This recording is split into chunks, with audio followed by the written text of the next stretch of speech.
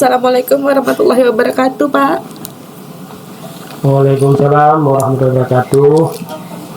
Silakan Bu dibaca Quran surah Al-Fatihah ayat 1 sampai ayat 5. A'udzu billahi minasyaitonir rajim. Bismillahirrahmanirrahim. Toha ma anzalna 'alaikal qur'ana litashqa illa tadhkiratan liman yakhsha tanzilan mimman khalaqal arda was samawatil ula ar-rahmanu 'alal 'arsy istawa. Oke, silakan Ibu tulis ayat 4 dan ayat 5, Bu.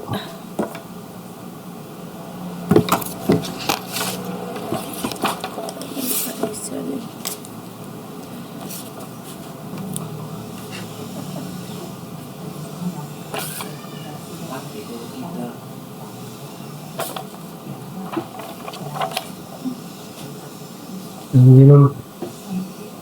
Oke Bu, boleh Bu. Silakan Ibu presentasikan petikannya Bu. Singkat saja Bu, nggak perlu panjang-panjang Bu. Baik, Kak.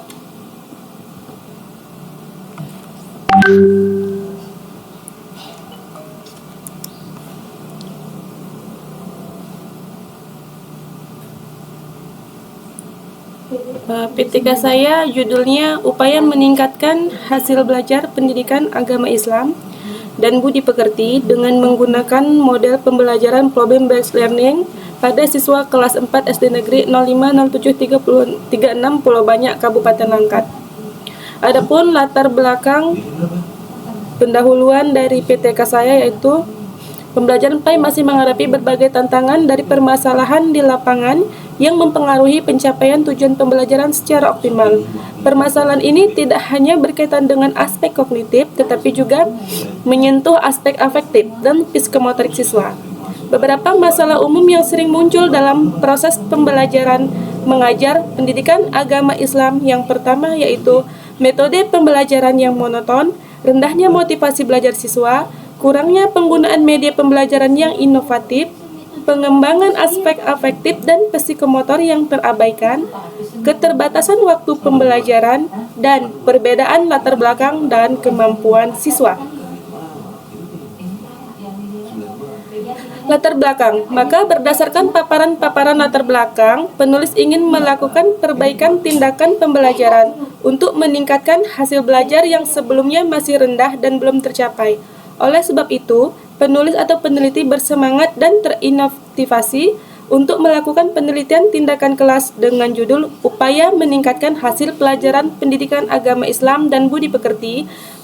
Adapun rumusan masalah yang pertama yaitu bagaimana metode dan hasil belajar siswa pada mata pelajaran pendidikan agama Islam materi tanda-tanda balik sebelum menggunakan model pembelajaran based learning di kelas 4 SD Negeri 050736 Pulau Banyak, Kabupaten Langkat. Bagaimana penerapan model problem based learning pada mata pelajaran pendidikan agama Islam materi tanda-tanda balik di kelas 4 SD Negeri 050736 Pulau Banyak, Kabupaten Langkat. Bagaimana hasil belajar siswa pada mata pelajaran pendidikan agama Islam materi tanda-tanda balik setelah menggunakan model problem based learning di kelas 4 SD Negeri 050736 Pulau Banyak, Kabupaten Langkat. Apakah model problem based learning dapat meningkatkan hasil belajar siswa pada mata pelajaran pendidikan agama Islam materi tanda-tanda balik di kelas 4 SD Negeri 050736 Pulau Banyak, Kabupaten Langkat? Adapun tujuan penelitian yang pertama yaitu untuk mengetahui metode dan hasil belajar siswa pada mata pelajaran pendidikan agama Islam materi tanda-tanda balik sebelum menggunakan model problem based learning di kelas 4 SD Negeri 050736 Pulau Banyak, Kabupaten Langkat. Yang kedua, untuk mengetahui penerapan model problem based learning pada mata pelajaran pendidikan agama Islam materi tanda-tanda balik di kelas 4 SD Negeri 050736 Pulau Banyak, Kabupaten Langkat. Yang ketiga, untuk mengetahui hasil belajar siswa pada mata pelajaran pendidikan agama Islam, materi tanda-tanda balik setelah menggunakan model problem based learning di kelas 4 SD Negeri 050736 Pulau Banyak, Kabupaten Langkat.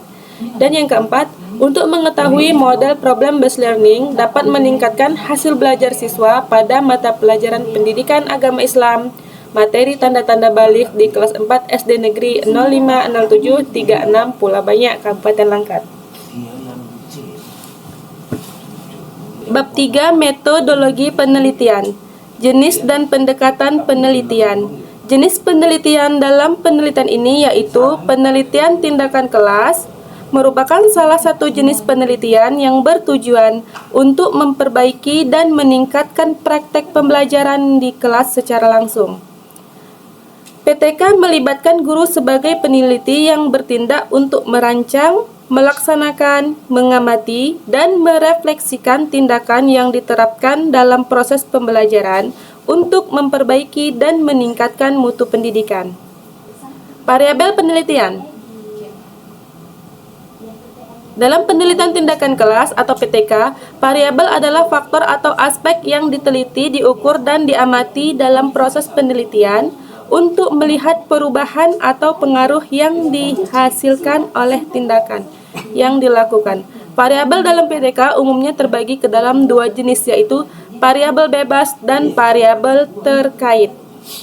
Subjek, tempat, dan waktu penelitian. Subjek penelitian yaitu subjek perbaikan dalam penelitian tindakan kelas ini adalah siswa kelas 4 yang berjumlah 31 siswa, dengan kelas 4 dipilih sebagai subjek penelitian perbaikan disebabkan karena sebagian besar siswanya mengalami permasalahan hasil belajar khususnya pada mata pelajaran pendidikan agama Islam. Tempat penelitian SD Negeri 050736 Pulau Banyak, Kabupaten Langkat. Waktu penelitian September sampai dengan Oktober. Prosedur penelitian PTK. Desain prosedur dalam penelitian tindakan kelas umumnya menggunakan siklus yang melibatkan 4 tahapan utama, yaitu perencanaan, pelaksanaan tindakan, pengamatan, dan refleksi. Prosedur ini merupakan pendekatan sistematis untuk itu.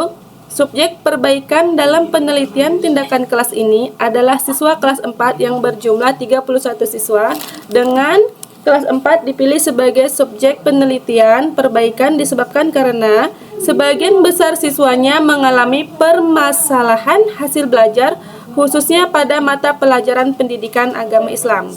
Tempat penelitian SD Negeri 050736 Pulau Banyak, Kabupaten Langkat. Waktu penelitian September sampai dengan Oktober. Desain prosedur penelitian PTK. Desain prosedur dalam penelitian tindakan kelas umumnya menggunakan siklus yang melibatkan 4 tahapan utama, yaitu perencanaan, pelaksanaan tindakan, pengamatan, dan refleksi. Prosedur ini merupakan pendekatan sistematis untuk mengatasi permasalahan dalam pembelajaran dan memperbaiki proses pendidikan di dalam kelas. Ya, sudah Bu. Baik, Pak. Jadi apa masalahnya Bu Yeni sehingga Bu Yeni mengambil judul ini, sehingga ini akan jadikan PTK nanti selesai dari PPJ Bu Yeni.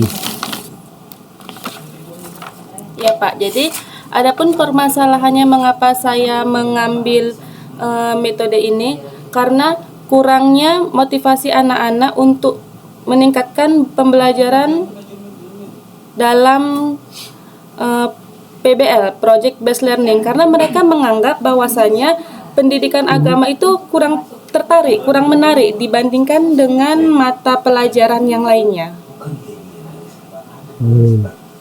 Baik Bu, ada berapa siklus PTK Bu? Siklus PTK ada 2, Pak. Isi dalam siklus itu apa saja Bu? Isi dalam siklus yang pertama yaitu perencanaan. Di dalam perencanaan atau planning itu menetapkan tujuan pembelajaran, kemudian merancang skenario atau model dalam pembelajaran. Yang ketiga, menyiapkan materi pembelajaran. Yang keempat, menetapkan langkah-langkah yang akan diambil dalam pelaksanaan seperti prosedur pembelajaran. cara menetapkan tujuan pembelajaran di perencanaan seperti apa, Bu? Oh, cara menetapkan tujuan pembelajaran berdasarkan CP, Pak, capaian pembelajaran. Berdasarkan tujuan pembelajaran. Di mana kita lihat tujuan pembelajaran itu, Bu?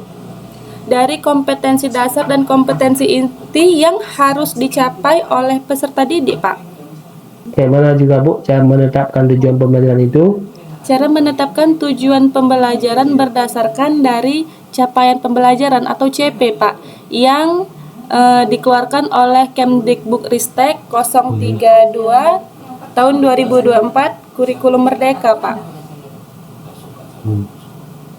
Oke, Bu. Kalau itu Ibu mau melihat, nanti pastikan setiap perencanaan apa dilakukannya, setiap pelaksanaan apa. Ibu nanti kan setelah pelaksanaan ada observasi, Bu, ya, ataupun pengamatan. Apa yang Ibu lakukan pengamatannya, Bu? Pengamatan kepada siswa, Pak. Apa yang Ibu amati? Yang saya amati minat dari peserta didik untuk memulai pembelajaran, Pak. Tadi Bu apa yang dipetikakan apa tadi, Bu? Lupa ya, Bu. Yang pemahaman konsep apa tadi? Judulnya, Bu. Judul PTK, Bu. Judul PTK saya, Pak. Upaya meningkatkan hasil belajar pendidikan agama Islam dan budi pekerti dengan metode Project Based Learning pada siswa kelas 4 SD 050736 Pulau Banyak, Kabupaten Langkat. Oke, Bu, berarti yang Ibu lakukan pengamatan itu yang pertama bagaimana aktivitas siswa dalam belajar. Yang kedua, bagaimana guru melakukan guru dalam mengelola pembelajaran ataupun dalam melaksanakan pembelajaran. Itu yang Ibu amati pengamatannya, Bu. Ya. Nah, diamati siapa yang salah, kenapa hasil belajar yang bagus, apakah salah siswa, apakah salah guru. Disitulah yang kita amati, Bu. Ya. Nanti untuk apa refleksi, Bu? Refleksinya, Oh, iya, Bu. Refleksinya setelah tindakan dilaksanakan dan data dari pengamatan terkumpul, guru melakukan refleksi untuk mengevaluasi hasil belajar dari tindakan yang pertama, yaitu mengevaluasi apakah tujuan pembelajaran tercapai. Yang kedua, menilai kekuatan dan kelemahan tindakan yang dilakukan. Dan yang ketiga, mengidentifikasi faktor-faktor yang perlu diperbaiki di siklus berikutnya. Ibu, saya mengambil itu saja. Bagaimana kita dapat mengetahui ada faktor-faktor yang mau kita perbaiki, Bu? Ada pembelajaran yang sudah dilakukannya. Untuk mengetahuinya setelah refleksi itu, Pak. Ya, Bu. Ibu, nanti hasil tes semua Ibu hasil pengamatan, Ibu bawa refleksi, Bu. Di refleksi lihat mana yang sudah bagus, mana yang belum bagus, mana yang belum bagus diperbaiki, mana yang sudah bagus ditingkatkan, sehingga nanti jadi modal untuk diperbaiki, dibawa ke bab 2, Bu, ke siklus kedua. Itu, Bu, yang diperbaikinya. Ya, Bu, ya. Iya, Pak. Cukup, Bu. Nanti Ibu cek kembali, Bu. Coba Ibu buka PTK-nya, Bu. Ini dia, Pak. Silakan Ibu sebutkan apa temanya, apa judulnya, dan bagaimana Ibu lakukannya, dimensinya apa, dan kemana endingnya, Bu. Temanya hidup berkelanjutan dengan topik mengurangi sampah plastik di sekolah dengan mengubahnya menjadi barang daur ulang ramah lingkungan dan hasil kampanye, Pak. Karena saya ada di PPT-nya, saya bikin ada kampanye, hasil kampanye juga, Pak. Kampanye apa, Bu? Kampanye tentang ramah lingkungan, Pak. Jadi di sini ada dimensi project profil lingkungan sekitar sekolah. Sangat banyak sekali penumpukan bahan plastik yang sekali pakai yang membuat lingkungan menjadi sarang nyamuk akibat sampah yang menumpuk. Dalam mengurangi penggunaan plastik, siswa menggunakan plastik botol minuman yang dapat diisi ulang, tempat makanan yang bisa digunakan kembali, dan meningkatkan kesadaran bagi warga sekolah pentingnya mengurangi penggunaan plastik dari poster yang dibuat oleh siswa. Selain itu, menyediakan tempat sampah terpisah dari bahan plastik dan mengadakan lomba paling sedikit menghasilkan sampah plastik di dalam kelas. Proyek ini menumbuhkan kesadaran lingkungan pada siswa, tapi juga membentuk karakter sesuai dengan profil pelajar Pancasila, seperti kemandirian, gotong royong, serta berakhlak mulia dalam menjaga lingkungannya. Dimensi yang dipakai yang pertama yaitu beriman, bertakwa kepada Tuhan Yang Maha Esa, dan berakhlak mulia. Elemen akidah terhadap alam, subelemen memahami keterhubungan ekosistem bumi dan menjaga lingkungan alam sekitar. Akhir fase memahami konsep sebab akibat di antara berbagai ciptaan Tuhan dan mengidentifikasi berbagai sebab yang mempunyai dampak baik dan buruk terhadap alam semesta. Tahap yang pertama atau aktivitas yang pertama yaitu memperkenalkan peserta didik tema yang akan dilaksanakan. Yang pertama, pengenalan permasalahan lingkungan hidup dengan subelemen menjaga lingkungan alam sekitar. Yang kedua, guru memperkenalkan konsep gaya hidup berkelanjutan melalui video tentang dampak sampah plastik terhadap lingkungan, elemen berbudaya dan peduli lingkungan. Cukup gitu, Bu. Ya, Bu, saya ada pertanyaan, Bu. Kenapa, apa dasarnya kita menentukan topik dari P5 itu, Bu? Yang menentukan daripada topik P5 ini karena banyaknya sampah-sampah yang berada di lingkungan sekitar sekolah, karena banyaknya para penjualan atau para pedagang ketika jam istirahat anak-anak itu sangat banyak, Pak. Jadi sampah itu sangat banyak bertebaran, sehingga saya membuat kerja P5 ini sebagai hidup berkelanjutan itu dengan cara memisahkan sampah plastik dengan sampah non plastik gitu, Pak. Oke, setelah dipisahkan, dibuat apa, Bu? Ini udah pisah nih, dibawa kemana sampahnya? Setelah dipisahkan itu nanti akan dibuang ke bank sampah. Untuk apa di P5 itu perlu kita petakan dimensi, perlu kita cari sub elemen, perlu kita buat langkah-langkahnya. Untuk apa, Bu? Semua. Kalau memang kita buat langsung, ini saya P5, ini buat terus nih, siswa kumpul sampah, udah selesai. Boleh nggak gitu, Bu? Ya nggak boleh lah, Pak, kan memang guru harus memberikan bimbingan kepada peserta didik bagaimana dari pengenalannya, langkah-langkahnya gitu. Kalau langsung to the point kita bikin kan nanti anak-anak juga pada akhirnya nggak ngerti apa sih tujuan dari yang diperintahkan sama gurunya tanpa adanya arahan dari guru gitu, Pak. Jadi fungsi dimensi dulu apa, Bu? Fungsi dimensinya? Terkaitan antara yang kita lakukan dengan sosial kita, Pak. Sosial apa dulu? Apa sosial, Bu? Ibu ngomong apa sosial, Bu? Inilah yang perlu dipahami, Bu, bahwa dimensi itu digunakan yang akan dikembangkan di dalam P5-nya melalui satu topik yang nanti akan dilaporkan ke orang tua muridnya apakah karakter itu yang kita kembangkan melalui dimensi tadi sudah ada atau belum, sudah berkembang atau belum, Bu. Oke, silakan Ibu sebutkan ya prinsip pembelajaran yang sesuai dengan kurikulum Merdeka yang diterapkan dalam proses pembelajaran. Prinsip penyusunan dalam kurikulum Merdeka yang pertama yaitu berpusat pada peserta didik. Yang kedua, kontekstual. Yang ketiga, esensial. Yang keempat, akuntabel. Dan keterlibatan dalam pemangku kepentingan atau orang tua wali murid gitu, Pak. Yang selanjutnya, Bu. Ya. Iya, Pak.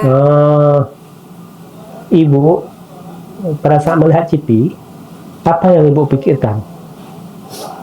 Pada saat melihat CP. CP. Iya. Pada saat melihat CP, yang saya lihat bagaimana sih tujuan daripada pembelajaran berdasarkan CP itu gitu Pak. Bagaimana cara mengembangkan TP-nya? Apa yang Ibu cari di CP itu, Bu? Dari CP, Iya, Bu.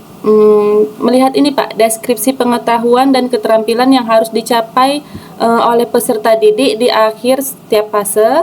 Kemudian elemen stimulasi seperti nilai agama dan budi pekerti, jati diri, literasi. Judul apa, Bu? Identitas modul, tujuan pembelajaran, Habis itu?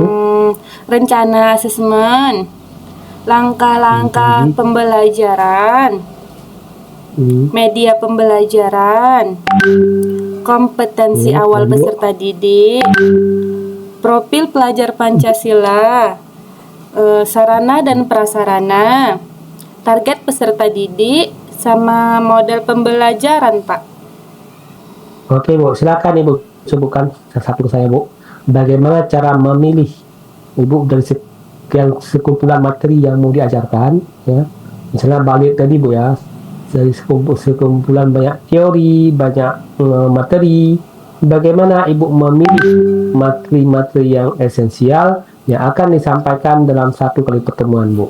Cara memilih materi yang esensial adalah materi yang penting atau materi yang pokok atau dasar yang harus dikuasai oleh siswa. Bu, coba yang terakhir, Bu, apa saja, Bu, asesmen awal yang harus dilakukan oleh guru sebelum melakukan pembelajaran, dan apa guna asesmen awal itu, Bu? Asesmen awal ya Pak ya. Ya, Bu.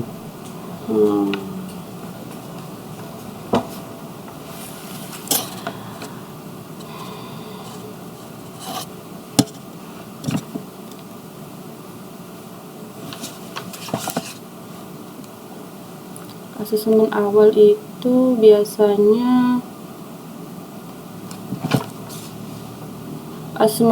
biasanya kan proses penilaian kan Pak. Proses penilaian yang dilakukan untuk mengetahui kemampuan dasar ya kan Pak. Jadi asesmen awal tuh dapat digunakan untuk menyusun strategi lanjutan untuk meningkatkan kemampuan siswa. Dari hasil asesmen tidak digunakan sebagai acuan penilaian. Oke, bagaimana cara menyusun asesmen awal itu, Bu? Dan apa yang dikarenakan, Bu? Yang pertama yaitu menentukan tujuan asesmen, kemudian menentukan instrumen asesmen, menetapkan kriteria penilaian, menentukan waktu dan jadwal asesmen, menyediakan sumber daya yang diperlukan, dan memberikan informasi kepada siswa.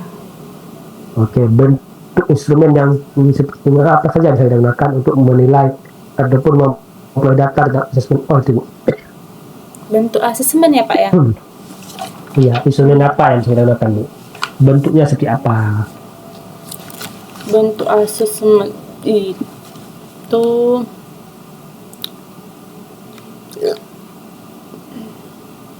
bentar Pak, minum dulu ya. Ini, Bu.